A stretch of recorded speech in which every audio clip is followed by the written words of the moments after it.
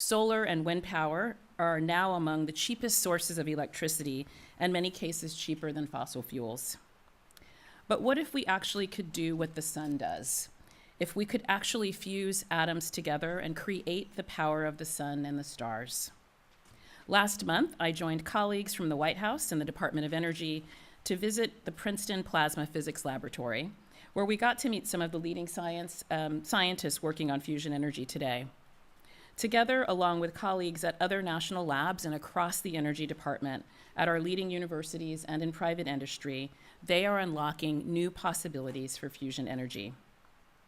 As I said, we're committed to the future of American science and technology, and we believe that when it comes to fusion, the time is now. We believe this for several reasons. Because the pace of discovery has accelerated so much for fusion, with 7 decades of public funding for fusion research leading to major recent scientific developments in recent years. The time is now because private investment is now following where public investment first paved the way. And the time is now because we have in President Biden a leader who's been clear that we will decarbonize our economy by 2050 and that climate science demands it.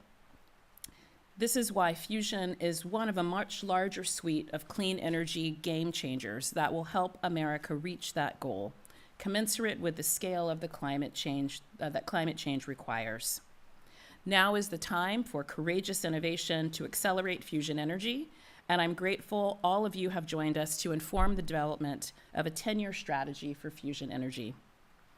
We're here today because the world is on fire, because the climate crisis is causing people in this country and around the world to be displaced from their homes, their jobs, their communities, because generations before us made bold investments to give us the first solutions to this crisis.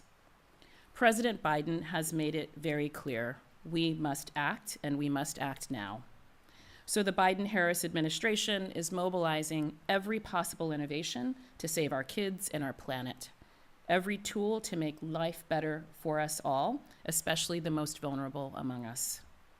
I'm serving as the leader of the Office of Science and Technology Policy, but I am also its Deputy Director for Science and Society, in which I've led a first-of-its-kind team at OSTP that works to translate the Biden-Harris administration's principles into policy where science and technology intersect with people's lives and communities. And in this work, I've been reminded recently that when Congress created OSTP almost 50 years ago, they wrote some prescient words into our founding statute, and I quote here, "While maximizing the beneficial consequences of technology, the government should act to minimize foreseeable injurious consequences," close quote.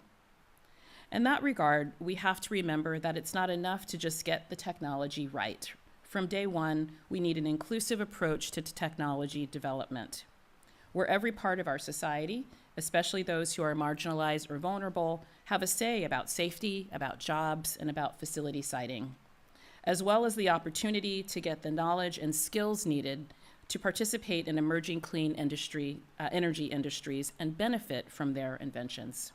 Let's make sure that that happens together. So welcome again to the White House, to this historic first ever Fusion Summit. I hope we can all be back here in a decade together to celebrate the star power we have ignited with these conversations today. And talking about star power, and with that, it is my pleasure to introduce the 16th United States Secretary of Energy, a champion of cutting-edge clean energy technologies, Secretary Jennifer Granholm.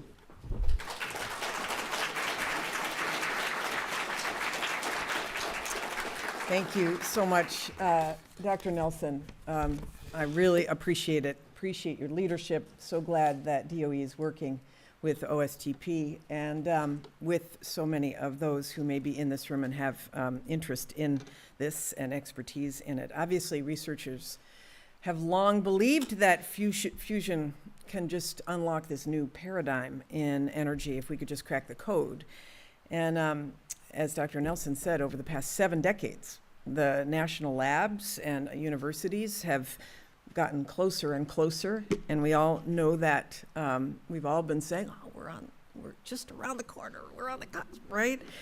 You know, there have been significant breakthroughs delivered, right, in physics. We've developed technologies to allow us to heat and to control plasmas that are 10 times hotter than the center of the sun.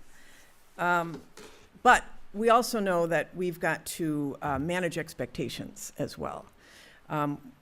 There's a reason why fusion is hard. It's hard, right? And so it's going to take time, even though we are making amazing progress. We have to be careful about overpromising, and we have to be realistic. So, we believe that we are really making progress. We're seeing close to ignition. We know that this is happening, but we also know that, even when you get close to ignition, it's going to take time before this is commercialized, right? And I think about the president's goal of getting to 100%, for example, clean electricity by 2035, beyond this decadal vision. And wow, it would be amazing if fusion were part of what I call the silver buckshot of, not silver bullet, but silver buckshot of getting to that clean energy future. We hope that's what we're striving for. But by 2050, for sure, this has to happen, which is the goal of getting to net zero. I'll pause here because I see Representative Beyer, Representative Fleischman here. I mean, the bipartisan support for fusion is just so important because we are asking for congressional continued investment in this, and that you two have been such champions of fusion R&D. We're really grateful for that. We also know that it's not just us alone. We know countries around the world are clamoring to get ahead on fusion technology. We know that private sector investment, as was noted, is just booming, $3 billion in private sector investment last year.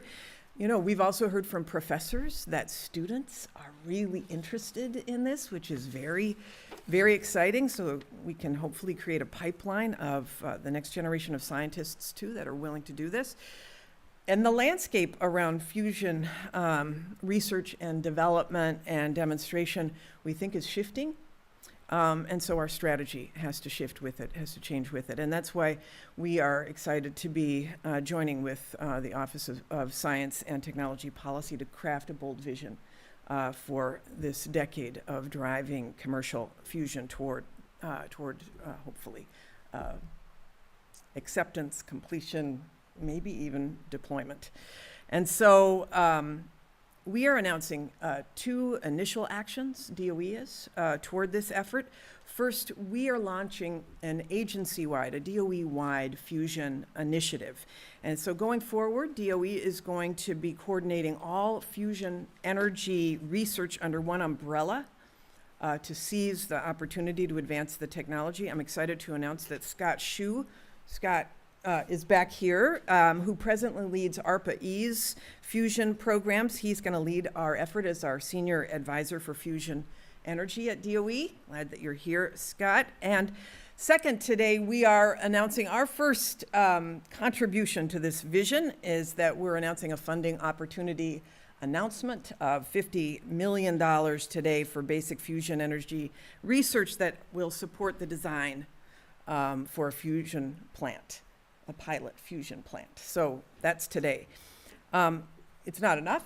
It's a start, but we just want to make sure we are putting our money where our mouth is.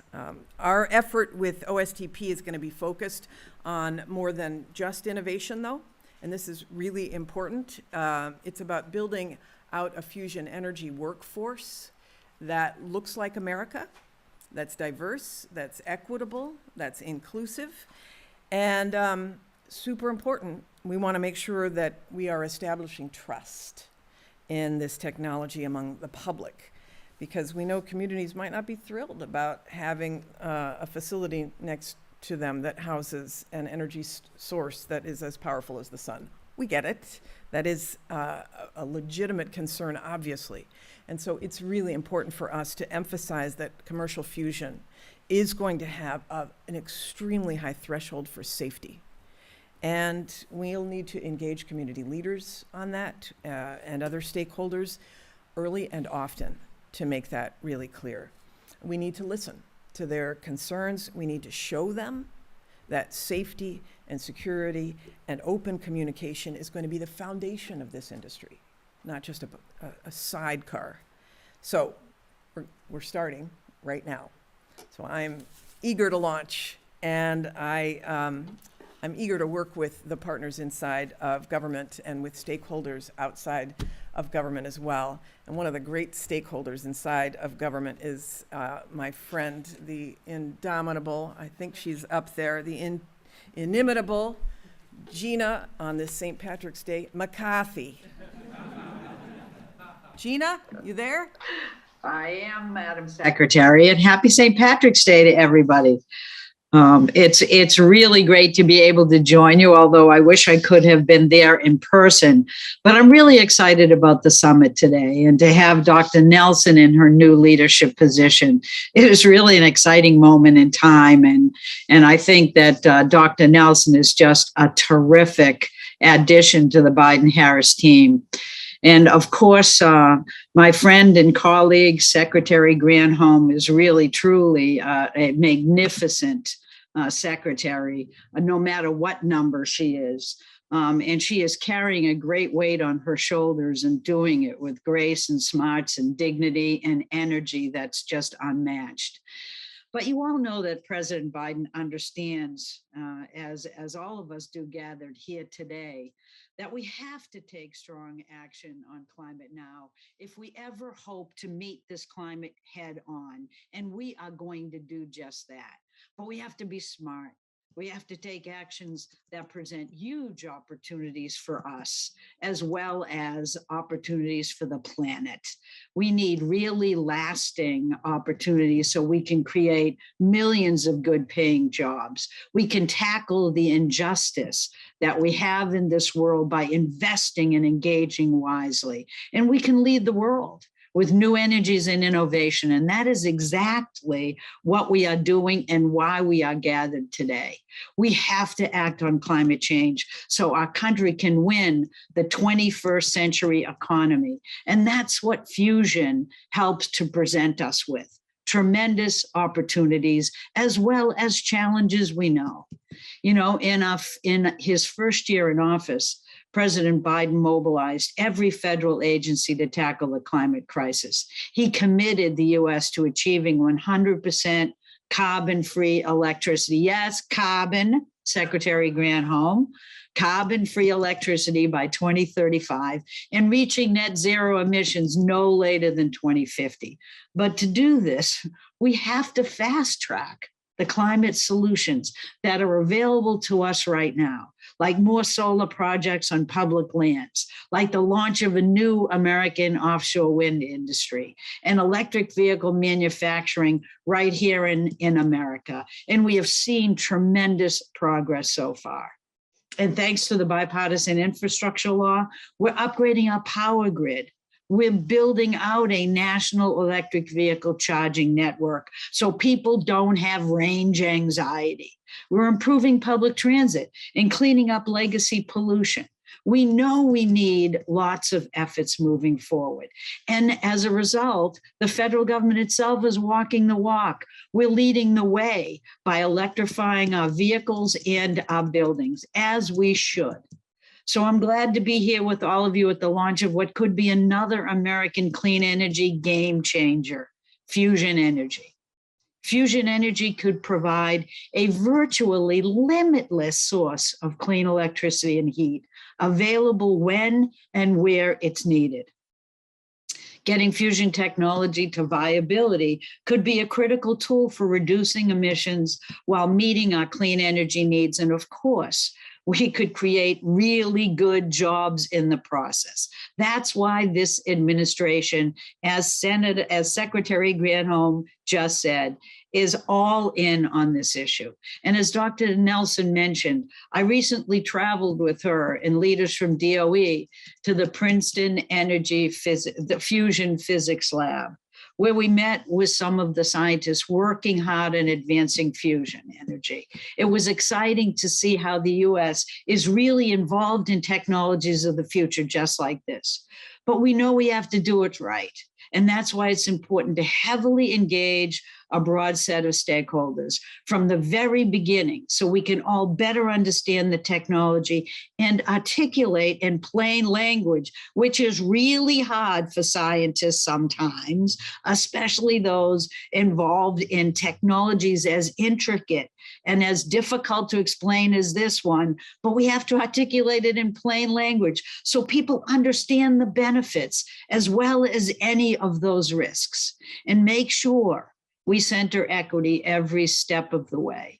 You know, it was exciting to be at Princeton with Dr. Nelson and others because they understood these issues. They raised them to us. They talked about the challenges ahead, not just the benefits that they hope to accrue from this new technology.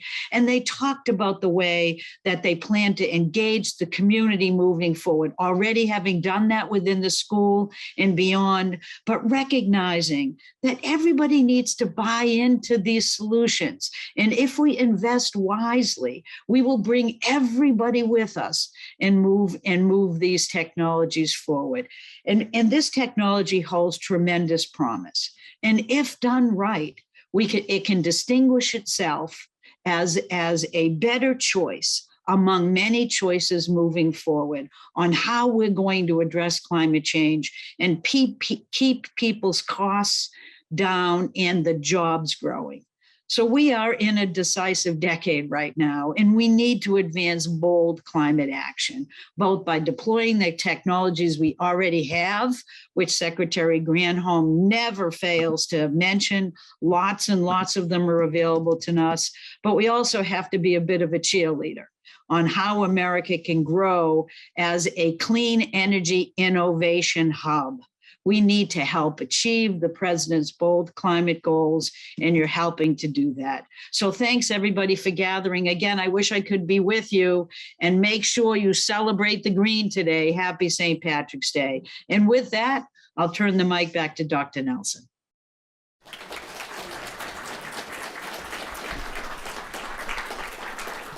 Gina, happy St. Patrick's Day to you and all. Great, you are here. You're not here, but you are here. Thank you for those wonderful, energizing remarks.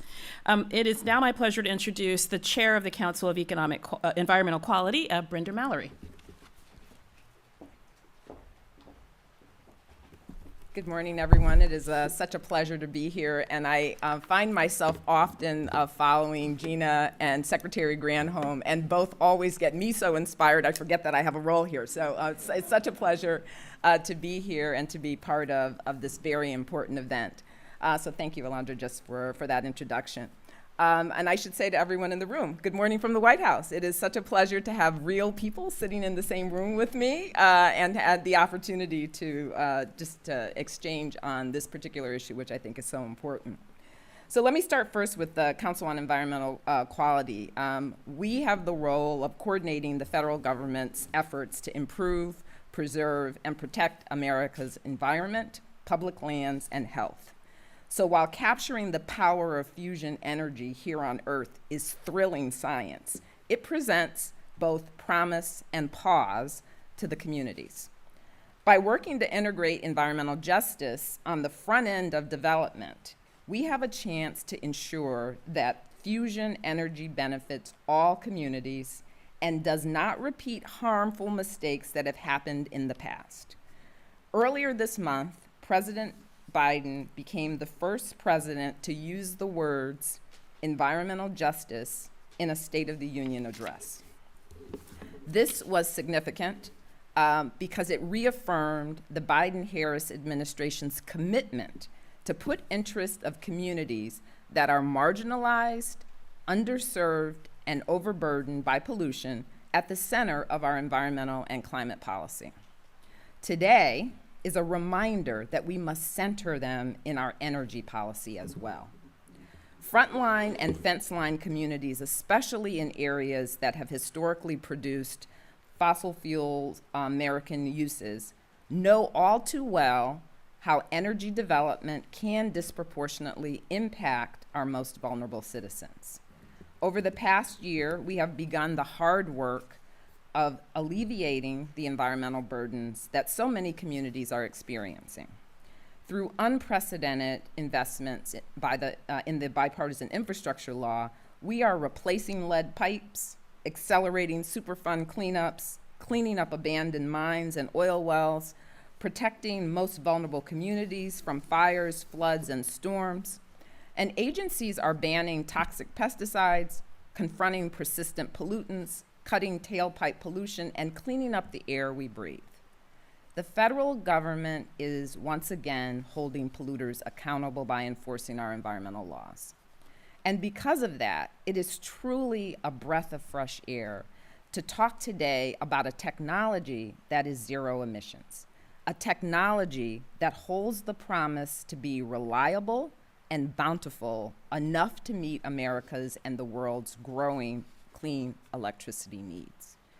In addition to working to alleviate the pollution and climate change risks that disproportionately fall on low-income communities and communities of color, the president has directed us to confront a legacy of underinvestment in communities that for far too long have been left behind. We are doing so through the Justice 40 initiative, which seeks to direct 40% of the overall benefits of climate, clean energy, and other federal investments to disadvantaged communities. Across the government, we are working to transform hundreds of federal programs to ensure they reach communities that are overburdened, underserved, and marginalized. The administration has prioritized clean energy development and workforce development in rural communities, in disadvantaged communities, and in areas historically dependent on fossil fuel economies. So it's exciting today to talk about a whole new industry that you and so many others are poised to create. And right at the beginning, the very first summit asked the question, how can we ensure all communities can benefit from the transformational change we hope to spur along today? So with that, I just am grateful that you all are here. I'm grateful for this effort going forward, and I will turn the mic back over to Alondra.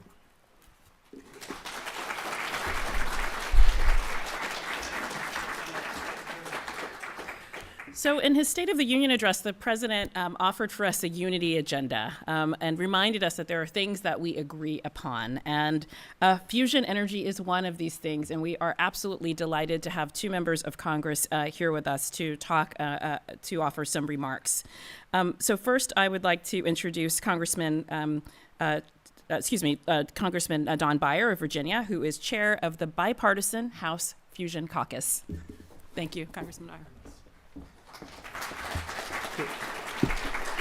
Good morning. Genesis chapter 1, verse 3. God said, "Let there be light," and there was light. And that light came from fusion energy. All of the fossil fuel we burn was created by light from fusion. Every atom heavier than hydrogen in our body and in our world was created by fusion. We are made of stardust. To those skeptics who believe that fusion energy is impossible, there are 100 billion stars in our galaxy and 2 trillion observable galaxies in our observable universe, and every single one of them is powered by fusion energy. Gravity gives us fusion, and fusion gives us life. You know, we will always worry about peak oil and peak coal and peak natural gas. No one ever worries about peak seawater. So good morning, and thank you for inviting me to participate in this existentially exciting summit on commercial fusion energy. I'm thrilled at these important discussions at the White House with all the big brass from our national stuff. And we can successfully forge a path to successful fusion energy. Secretary Granholm, thank you for your agency-wide fusion initiative. Thank you for the $100 million, $50 million. I'm sure there will be people who will take this here today. Fusion is the holy grail of climate change and decarbonized future. But even more important, I think, and more profoundly, fusion has the potential to lift more citizens of the world out of poverty than anything since the invention of fire. I started the Fusion Energy Caucus about this time last year. We have more than 50 members, Democrats and Republicans. I'm thrilled that my good friend and co-leader, Chuck Fleischman, is here. Our mission as a caucus is to educate the members of Congress, and more importantly, their staffs, about the breakthroughs, the research, and the increasing potential of fusion energy to transform the global energy sector. But it's even more important to let the public know about this. I try to include this in every speech, really in every conversation, to continue the process of teaching what fusion energy is not, Chernobyl, Fukushima, and what it actually is. Another part of our mission in the caucus is to try to pull the legislative levers we have at our disposal to advance this agenda. To that end, we've held a Science, Space, and Technology Committee hearing. The caucus has had several briefings with many of the experts here in this room. And we've had several iterations of funding and authorizations for fusion programs pass the House this year and in the last year. This includes, but isn't limited to, historic investments in the DOE Science for the Future Act and the forthcoming Innovation and Competitiveness Package, which is now on its 5th or 6th name. That is via the Competes, USEEK, or whatever. It's now being conferenced in the House, and it'll authorize over $6.4 billion in critical fusion energy research and development over the next 5 years. And I'm perhaps most heartened by the historic funding we just secured for the fusion program in the FY22 Omnibus Spending Package. Chuck is an appropriator, and it is a critical part of putting that into place. And the president just signed it, I think, yesterday. With these investments, DOE will initiate a new milestone-based public-private partnership and continue the important research and construction work happening in the DOE's Office of Fusion and Energy Sciences. As we turn to the 2023 budget, though, it's essential that the administration include a strong request for the DOE Office of Science, where the fusion programs are housed. I hope that this request, which will come on the heels of the event today, will reflect the robust funding needed to continue U.S. leadership in fusion energy and push forward our goal of commercialization. This is essential, and I cannot stress this point strongly enough. Cynics have often suggested that over the decades, we've spent just enough money on fusion that it never happens. This administration has changed that, and we want to celebrate that and really be thankful. So I'm honored to be here with the pioneers of the next great leap for humanity. Thank you for your leadership and your vision. I look forward to hearing your lively discussion today. Thank you.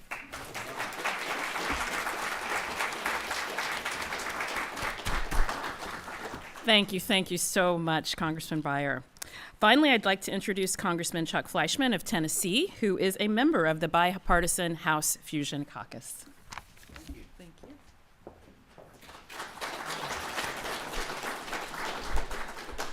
Dr. Nelson, thank you. Madam Secretary, thank you very much. It's a pleasure to be with you today. Personal note of thanks, I want to thank the Secretary. She has come to Oak Ridge and visited what I think is the greatest DOE reservation in the country, our great national lab, our Y-12 UPF project, and of course our legacy cleanup, which is so critically important environmentally all around the country. So Madam Secretary, thank you. To my colleague, Congressman Beyer, thank you so much for coming up with this great idea. I would like to, before I get into my prepared remarks, talk a little bit about the caucus venues in Congress. Congressman Beyer came up with an idea for the Fusion Caucus. He came as a Democrat to me, a Republican, and said, would you join me in this? I actually co-chair the National Labs Caucus with my friend from Illinois, Mr. Foster.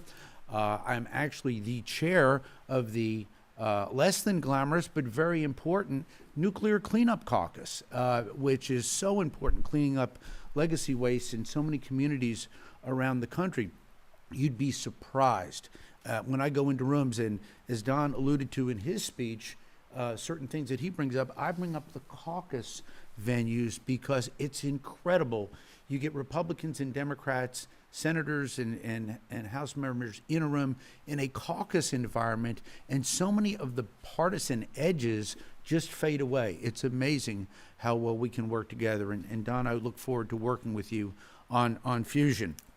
A little bit about me. I represent the people of the 3rd District of Tennessee and have done so for over a decade. I am from Chattanooga, a city in the South. The Secretary has been kind enough to visit there as well. But little did I know a city called Oak Ridge was going to be and has been in my district since my tenure in Congress. What an opportunity.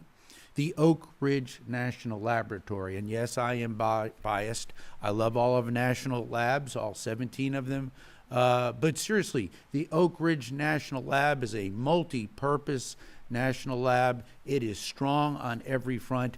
Everything a national lab does, we do at Oak Ridge, and it's truly incredible, including fusion energy. So I think Dr. Zachariah is watching us today. We have people from the lab here. Appreciate that. We also have people, if you'll excuse me, I did not wear the green today. Happy St. Patrick's Day to everyone, but I am a Tennessee Vol, so I have my orange on, and UT is here physically, and I appreciate that so much. And I think we're playing later today. Talked about what I do in Congress. Whether you're a Republican or a Democrat, I'm always going to be in the minority in Congress. People look at me and say, what are you talking about? Why? Because I am an appropriator. Don, my good friend, is an authorizer. Many of my friends on my side of the aisle, most of them, are authorizers. And on the other side of the aisle are authorizers. Why is it so important about appropriations? We are always going to be in that minority, but we fund the key missions. And yes, thank you, Don, for talking about the omnibus bill, the 22 omnibus bill, which I voted for as a Republican, okay? I thought that was very important. And what did we do? Critically important, $713 million in fiscal 22 for funding for fusion energy sciences. That's a tremendous accomplishment, and that speaks to the strong bipartisan, bicameral, and executive support for those missions, including $45 million to get the fusion cost share program off the ground. Madam Secretary, you're right. It's not enough, but it is a start. Candidly, as you know, I am a fission person by nature. I am co-chair of the Advanced Nuclear Caucus, another caucus in Congress, and I'm very passionate about nuclear energy, and so pleased that Secretary has been so strong in her support of that. And that is where we are now. But I really think the future is in fusion, and I think we can't overlook this. Right in my own district, we've got a company, and I think I see them here today, General Fusion, is actually going to put their national headquarters in Oak Ridge, and I so appreciate that. So Oak Ridge is ready. Oak Ridge National Laboratory, our community is ready to be there to work with our colleagues in Princeton and around the country on fusion energy. But I do really believe it's the future. A few specifics that I'd like to talk about. I have worked and voted for the ITER project, which is in France. The United States owns about 9% of that and has worked on that for years. That's been a haul, candidly, to get funded throughout both Democratic and Republican administrations. And I think that's very important that we continue to work and to fund that. But where is the key work being done? At ORNL, okay? You can see where my bias is. Now, we certainly appreciate all of our other friends working on this in Princeton and at MIT. I had dinner with my friend, former Secretary of Energy Ernie Moniz, a few weeks back, and we talked about fusion. And there's great agreement on these issues. So look forward to working with you all. Let me be a little bit more specific before I conclude my remarks so that you know what we're doing. ITER is already delivering practical experience with supply chains, regulations, and building integration systems for a reactor-scale fusion plant. This is invaluable for a path to commercial fusion energy. Several key developments from the past year. This is how current we are. The first two central solenoid modules for the superconducting magnet at the heart of ITER were delivered to the ITER site in southern France. ORNL fusion experts contributed to diagnostic technology behind the new fusion record set by the Joint European Torus in 2021. JET was able to document the generation of 59 megajoules of sustained fusion power, more than doubling the previous 1997 record. The Material Plasma Exposure Experiment, MPEX, under construction at ORNL, will deliver expanded materials science capabilities and will be capable of producing fusion reactor relevant plasma conditions for materials and component study. I could go on and talk about this. Bottom line, we need a bicameral, bipartisan, in fact, I would argue nonpartisan commitment to fusion energy. I am so glad that as we work, and Madam Secretary, you are probably, let's see, 1, 2, 3, 4, you're the 5th Secretary of Energy with whom I've worked, and it's a privilege and a pleasure. We can work together to get this done. And let me make this clear, whether it's fission, fusion, nuclear energy, the world is very competitive. Our foes and our friends are in this venue. And I want the United States to continue to do what we have done from Oak Ridge from the inception of the Manhattan Project, to lead in fusion energy as we do in other forms of sustainable energy. Thank you. It's been a privilege.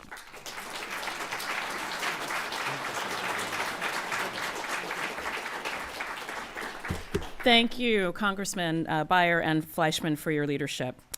So let's get underway. OSTP and the Department of Energy have planned an amazing fusion energy summit today. We'll hear from a range of panelists about this exciting technology that can unlock clean energy possibilities. Our summit will continue shortly after this video. Thank you all.